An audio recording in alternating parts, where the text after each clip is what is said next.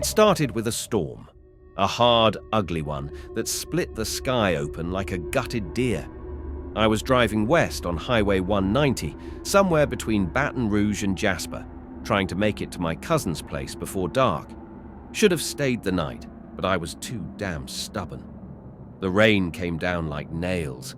I could barely see past the wipers, and the road shimmered like a black snake, twisting through the woods. Trees leaned in on both sides, like they were listening.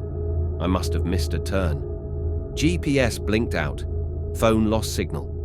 And there I was, alone, crawling down a road that didn't show up on any map. No street signs, just dirt, mud, and a feeling that something was watching me.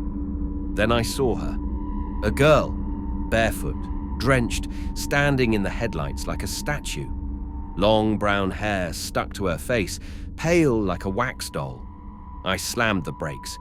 My heart thumped so loud I swear I heard it echo.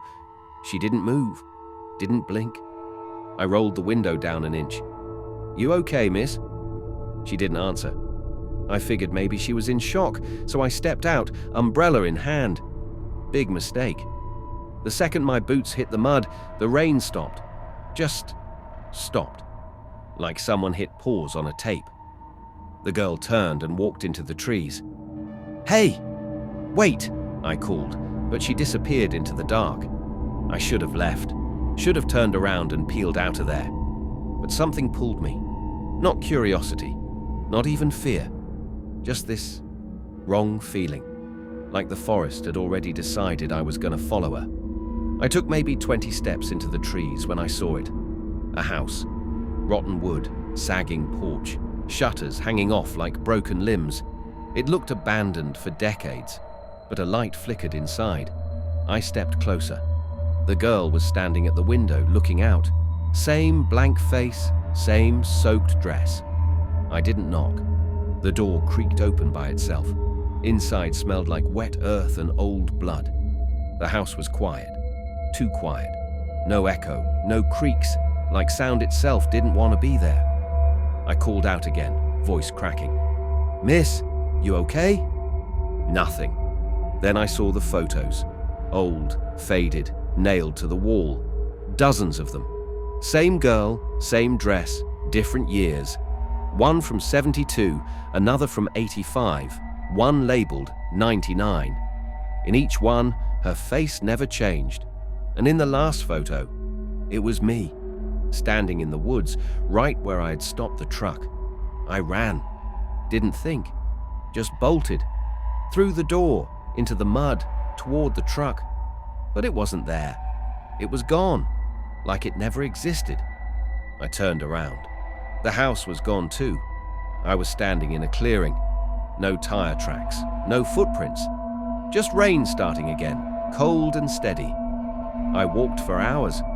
Finally found a ranger station just after dawn. Told them what happened. They looked at me like I'd seen a ghost. "You were on Deadwood Trail," one of them said. "Nobody's lived out there since the Wilcox family vanished. That girl you saw, she's part of the story. Folks say she lures people in, makes them disappear, just like she did to her parents." I laughed, a dry, broken thing. They gave me coffee and a ride to town, but I could tell they didn't believe a damn word. I wouldn't either, if it weren't for what I saw next. Back in my cousin's place, I pulled off my coat, and a photo fell out from the lining. An old Polaroid. It was me, in front of that house. Only now, the girl wasn't alone in the window. I was standing beside her, smiling. And I don't remember smiling. I don't remember going back. But some nights, when it rains like that again, I see the girl in the glass, waiting, smiling. I ain't one for telling stories. Not like this. But there's some things you see in life that don't sit right. Some things you carry with you. And Lord knows, I've carried this one a long time. It was the summer of 2016. Me and my buddy Zach were driving from Phoenix up to Missoula. He had family up there, and we figured we'd make a road trip out of it. Just two old friends with a cooler of beer, a busted GPS, and that dry stretch of America sprawled out in front of us. We took US Route 93 through Nevada. It's long, empty. Nothing but scrubland, old mining towns, and silence so loud it presses on your ears. Locals call it the loneliest road. Hell, it earns that name. You drive for hours and see nothing but heat mirages and rusted-out signs flapping in the wind. It was somewhere between Ely and Jackpot when things started to get wrong. We were driving through twilight, sun bleeding low behind the mountains, painting everything in gold and fire. Zach had the wheel, and I was half asleep, boots on the dash, when he says, "Did you see that?" I sat up. "See what?" He points out across the desert. "Something's out there." Ran across the road. "Probably a coyote," I muttered, brushing it off. But I looked, and there was something way off in the scrub, too tall for a coyote, just standing there. I stared long enough to see it move. It stepped backwards into the brush like it didn't want to be seen. Real slow, real careful. We kept driving. 10 minutes later, we pass an old gas station. Looked abandoned, sign half missing, pumps rusted out, windows all gone. But Zach slows down. "What are you doing?" I ask. "I thought I saw someone inside." I told him no way. That place looked dead as hell. But he was sure. So we stopped. He gets out. I follow. Reluctantly. The air was dry, still, no sound, not even crickets. I remember thinking it was too quiet. We walked up to the station. Front door was hanging open, like someone had ripped it off. Inside, dust thick on the counter, shelves bare, but the lights were flickering, faint, like someone had just been there. That's when we heard the noise, from the back room. A shuffle. Then, a knock. Zach called out, "Hello!" No answer. He pushed the back door open. It was a storage room. Empty, save for a single freezer chest in the middle. One of those old ones you'd keep meat in. The lid was open. Inside, blood. Fresh. Dripping down the sides. And a smell that hit us both like a punch to the gut. Rot. Copper. Something. Sour. We ran. Didn't even speak. Just bolted out of there and got in the truck. Tires screeched, gravel flew, and we peeled out. But we weren't alone. In the rear view, I saw it. Something came out of that station. On two legs, but wrong. Long arms, knees bent backwards. Pale skin, like stretched paper over bone. And eyes. Glowing faint, not from light. Just glowing. It watched us drive off. Didn't chase us. Just stood there. We didn't say anything for miles. Just silence. Truck rumbling over cracked asphalt. Then, the radio, which had been off, cut on. Static. Then a voice. Whispering. "Come back." Zach turned it off, hands shaking, and then we ran out of gas. I swear to you, the gauge had said we had half a tank left, but the truck died right in the middle of nowhere. No lights for miles, no cell signal, just the hum of insects and the dark settling around us. So we sat there, waiting. Then the scratching started, light at the edge of the woods. We saw it, flickering, like someone waving a lantern, and a shape moving toward us, low to the ground, crawling. It got closer. We locked the doors. I grabbed the tire iron from under the seat. Zach was muttering prayers under his breath. Whatever it was, it knew we were there. Then, a knock on the window. Software deliberate. We turned, but there was nothing there. Then the passenger door opened. It shouldn't have. It was locked, but it opened slow, creaking. I felt something crawl across my lap, ice-cold fingers brushing my thigh, and then the door slammed shut again. The lights came back on. Engine roared to life. We drove all the way to Missoula without stopping. Not once. Zach never spoke about it again. Refused to. We stopped being close after that. I think it broke something in him. A few months later, he was found dead in his apartment.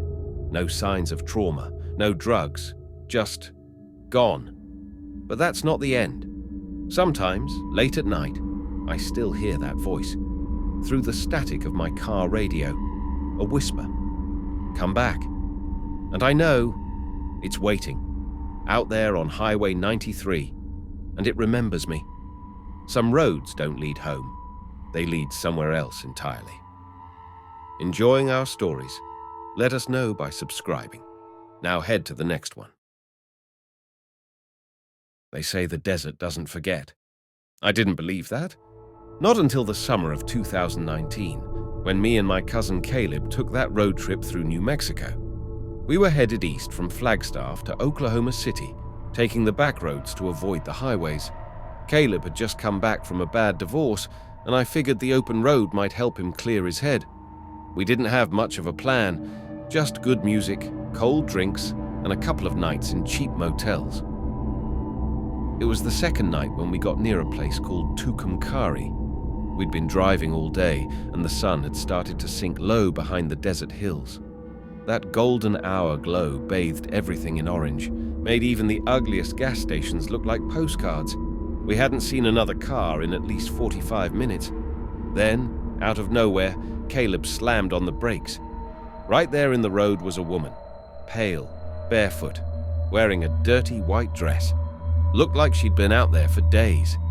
She didn't wave, didn't move, just stood in the middle of the road, staring at us like she'd been expecting us. Caleb rolls down his window, leans out and says, "Ma'am, you all right?"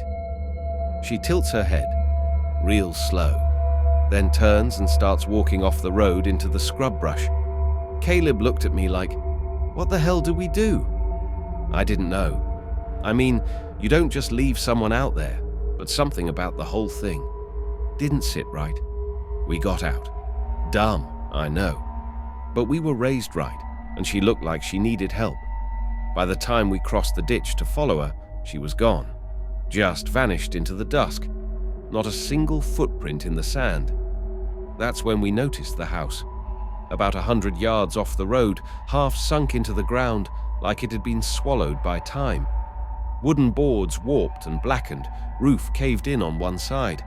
There were wind chimes hanging from the porch that didn't move, even though a breeze had kicked up. Caleb said, "Maybe she lives there." I said, "She ain't living in there." He was already walking toward it. I followed. Didn't want him going in alone. The inside was worse. Dust thick on everything.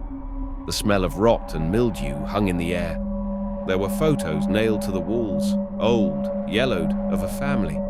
Same pale eyes, same tight smiles. The same woman in every one of them, just at different ages. It was her, the woman from the road. Only in some of the photos, she wasn't alone. There were men with her, different men. Each photo looked newer than the last, and every one of those men looked just like they didn't want to be there. Caleb said, "Man, this don't feel right." We turned to leave. That's when we heard the door slam shut, and then the sound of someone walking upstairs. Problem was, we'd seen from the outside, there wasn't a second floor. The roof up there had caved in, but we could hear it, clear as day, slow footsteps pacing just above us, boards creaking under deliberate weight. I pulled Caleb by the arm. We bolted for the front door. It wouldn't budge. Then the chimes started. Not from outside, from inside the house. We turned, and there she was. The woman, standing in the hallway, eyes black as night, mouth stitched shut with thick thread, like someone had sewn her silence into her skin. She didn't move, didn't blink, just stood there, holding something in her hands. A photograph. She stepped forward, lifted it up, and I swear to God, it was us, me and Caleb, standing by that same damn house. But in the picture, we looked dead. Caleb screamed, pushed past her and hit the back door with his shoulder till it busted open. We ran like hell across the sand, got back in the car and peeled off, dust flying behind us, engine screaming. We didn't talk until we were halfway to Amarillo. When we finally stopped at a diner, Caleb pulled that photograph out of his jacket. I didn't even know he'd grabbed it. It was the same one she'd shown us. But now, the woman wasn't in it. Just me and Caleb, standing alone in front of the house. And behind us, in the window, A figure, tall, shadowy, watching us. We threw it in the trash and didn't say a word.